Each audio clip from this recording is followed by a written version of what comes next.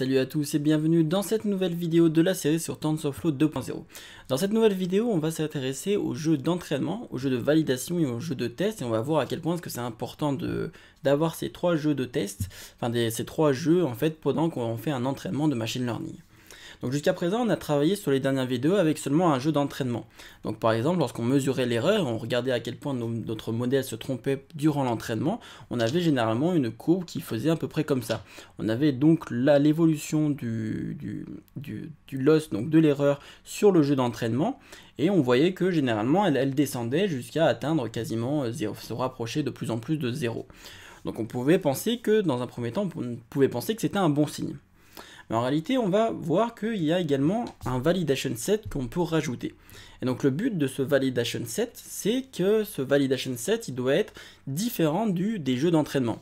Donc c'est-à-dire par exemple que vous avez, donc mettons que vous voulez créer un modèle qui reconnaisse des chats et des chiens, et là vous aurez un premier modèle qui va s'entraîner sur des données d'entraînement qui devra reconnaître des chats et des chiens.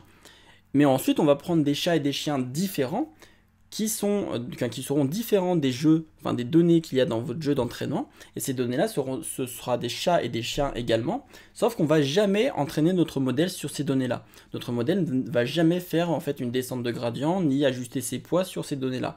On va seulement en fait utiliser ces données-là pour regarder pendant l'entraînement à quel point est-ce que notre modèle performe sur les données de validation.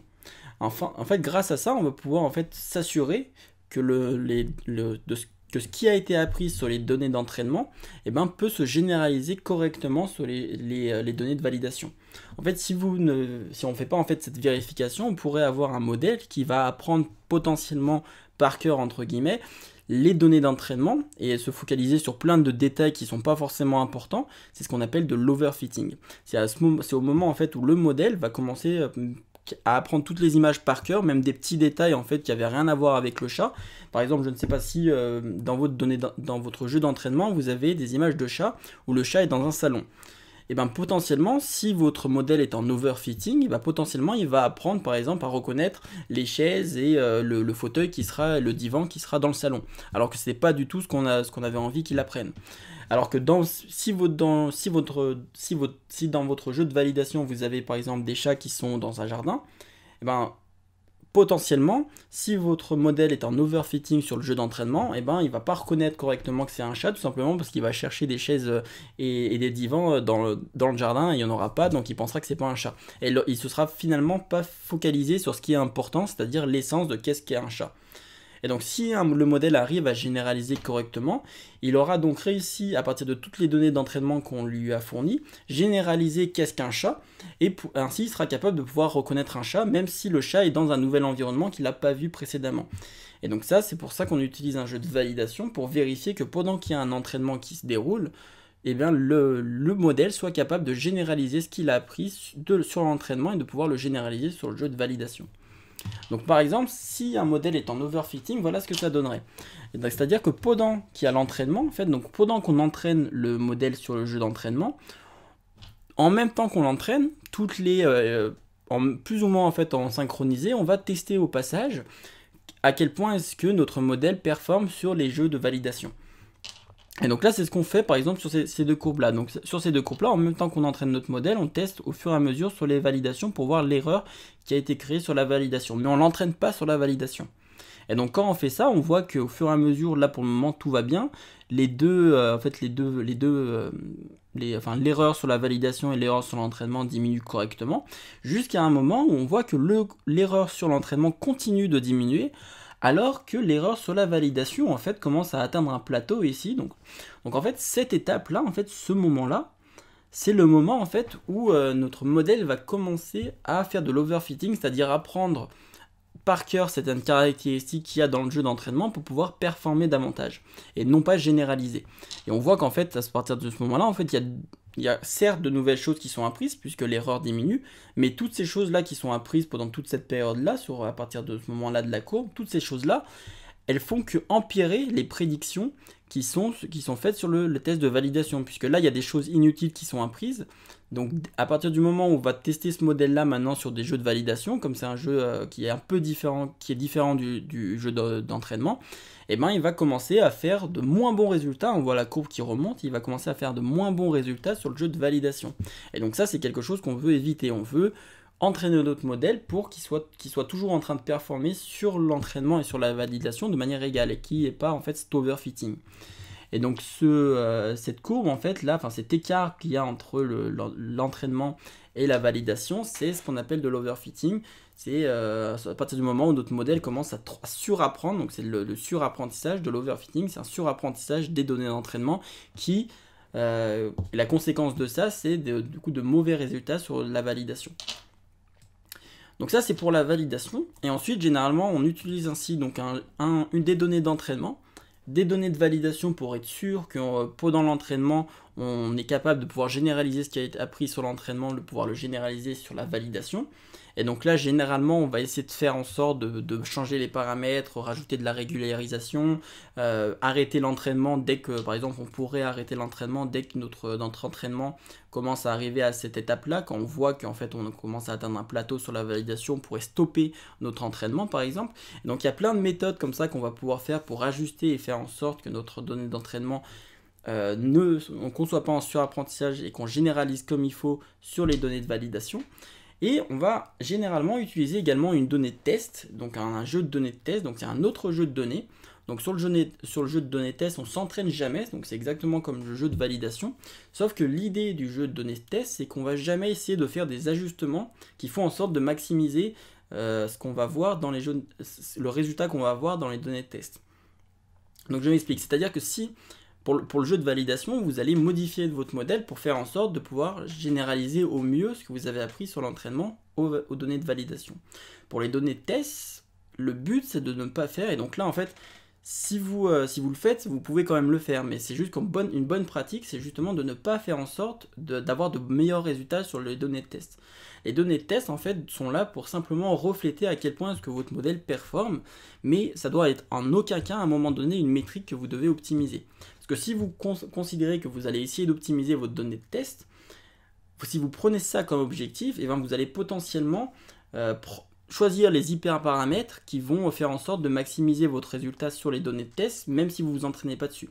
Alors que le but, c'est de simplement faire en sorte de maximiser vos résultats sur le training et la validation, et ensuite de checker l'ensemble pour voir à quel point est-ce que l'ensemble performe sur les données de test. Et donc ça, d'ailleurs, c'est quelque chose qu'on retrouve beaucoup aussi dans les compétitions Kaggle.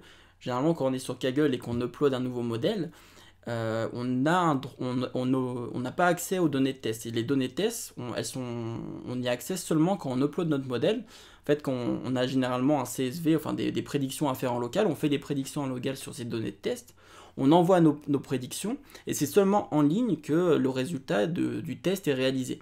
Et une fois qu'il est réalisé en ligne, c'est seulement là qu'on a le résultat, et on peut en fait envoyer des prédictions en ligne seulement par exemple tant de fois par mois. Et ça c'est par exemple Kaggle qui fait ça aussi pour limiter en quelque sorte qu'on overfit des données de test et qu'on fasse en sorte que tout notre développement se fasse qu'avec du training et de la validation, et que le données de test soit là à la fin seulement pour valider l'ensemble. Donc voilà. Autre chose qu'il faut faire, il faut également faire beaucoup attention quand vous allez définir vos données, parce que bien souvent vous allez par vous-même, en fait, les jeux d'entraînement, de validation et de test ne vont pas vous être donnés directement. Souvent vous allez devoir les définir par vous-même.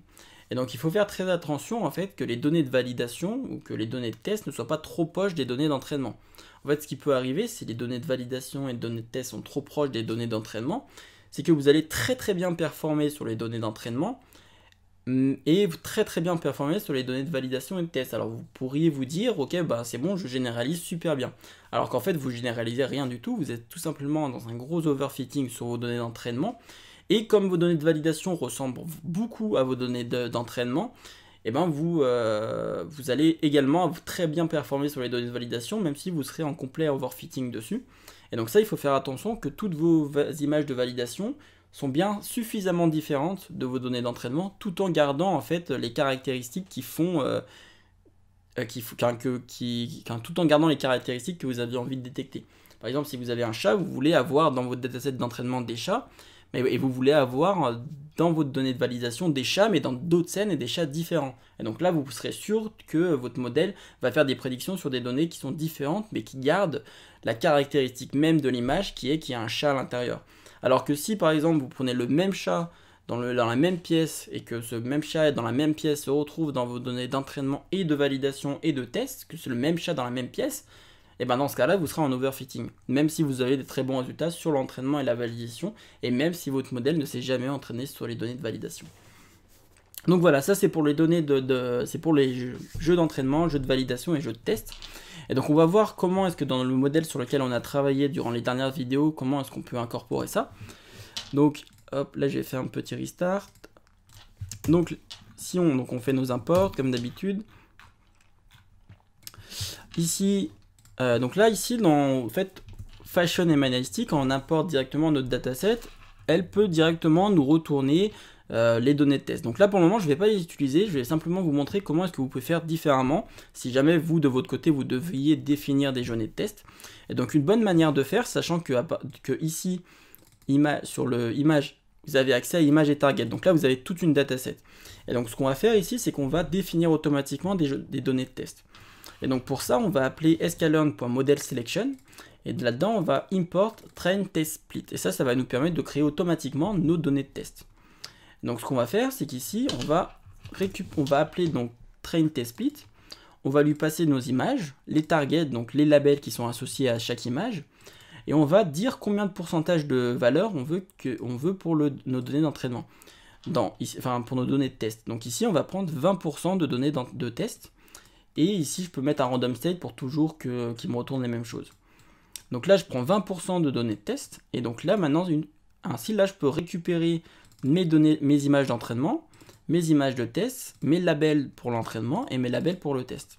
Et donc là, si j'affiche ça, et bien là, je vois que j'ai accès donc à mes images d'entraînement, à mes images, là, je vois en fait la shape de chacune des trucs. Donc là, on voit que j'ai 8000 images d'entraînement, donc 8000 labels associés.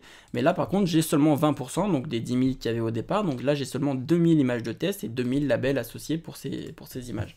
Donc là, j'ai pu automatiquement, maintenant, j'ai deux jeux de données. J'ai mes données d'entraînement et mes données de test. Et donc là, ça, je peux exécuter mes cellules, hop, ici. Là, je vais créer mon modèle. Donc là, jusqu'à maintenant, rien va changer par rapport aux dernières vidéos. Maintenant, ce qui va changer, c'est ici. C'est que là, pour l'instant, je faisais un modèle feed de toute ma dataset. Et donc là, ce que je vais faire maintenant, c'est que je vais faire un modèle feed de image underscore train et de target underscore train. Je vais seulement entraîner mon modèle sur les données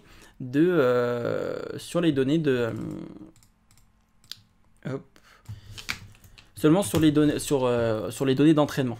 Et donc là, c'est sur les 8000 images en fait de mon jeu d'entraînement. Et donc là, on voit que ça se lance. Donc là, il y en a un entraînement qui a été fait seulement sur les données d'entraînement. Et donc là, maintenant, ce que je vais faire, c'est que je n'ai pas encore utilisé le jeu de validation. J'ai bien un donné de test que je garde pour plus tard, parce que pour le moment, je ne fais pas de test dessus. Je le fais juste à la fin pour voir à quel point ça performe sur mon test. Mais pour le moment, je vais simplement ajouter des données de validation. Donc là, j'ajoute donc mon validation split. Et donc ça, on voit que c'est très rapide à faire. Quand on a un modèle comme ça qui est défini avec tf.keras, on peut directement assigner validation split pour dire que dans mon jeu d'entraînement, je veux sélectionner 20% de jeux de validation. Et donc là, plutôt de s'entraîner sur 8000 images, on s'entraînera sur un peu moins de 8000 images, sûrement 6000 et quelques images. Et donc voilà, donc 6400 images. Donc on s'entraîne maintenant seulement sur 6400 images. Et on a une nouvelle métrique qui évolue. On a donc bien le loss comme d'habitude. On a bien l'accuracy sur notre donnée d'entraînement. Et maintenant, on a au fur et à mesure de l'entraînement, le résultat de la validation, l'erreur sur la validation qui s'affiche, tout comme l'erreur sur l'accuracy, donc la précision de notre modèle sur notre jeu de validation qui a été créé ici automatiquement. Et donc maintenant, on a accès donc à un historique. Donc là, si j'affiche historique, donc ça c'est ce qui m'est retourné par mon modèle fit, l'entraînement. Et donc là, j'ai donc bien l'évolution de mon loss, tout comme l'évolution sur ma validation.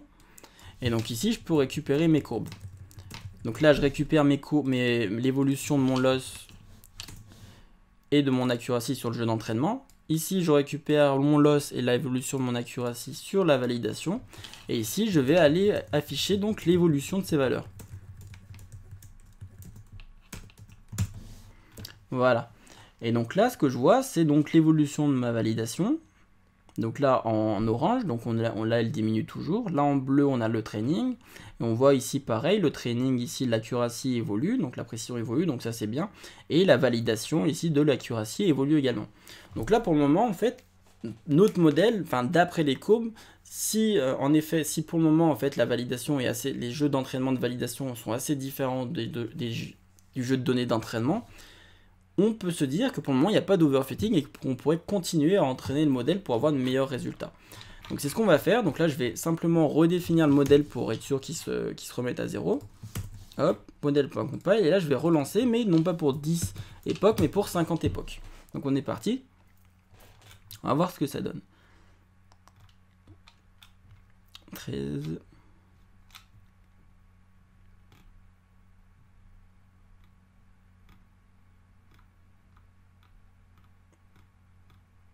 Voilà, donc là, il va être bientôt terminé. 44. Voilà, donc là, maintenant j'ai mon modèle qui a été créé. Donc là, si je relance, hop, je vois donc mes courbes. Voilà, je vois ma courbe d'entraînement, mon erreur qui a bien diminué.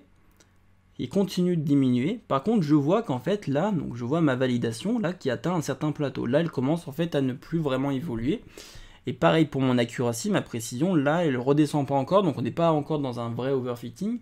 Mais on commence ici à atteindre un certain plateau qui fait qu'on peut se dire que on commence à atteindre en fait un maximum et que là en fait l'entraînement est assez bien.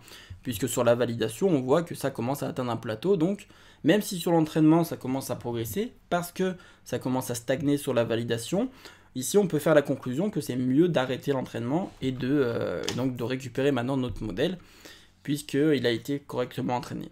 Voilà, donc j'espère que ça aura réussi à clarifier pour vous quelles sont les différences clés entre le jeu d'entraînement, de validation et de test. N'hésitez pas à me poser des questions dans les commentaires ou sur le Discord de la communauté sur le channel TensorFlow 2.0 sur lequel vous pouvez poser vos questions pendant tout le long de la formation. N'hésitez pas à mettre des pouces en l'air, à vous abonner et à partager cette vidéo et poursuivre toute la formation sur TensorFlow 2.0. En attendant, moi je vous dis à la prochaine.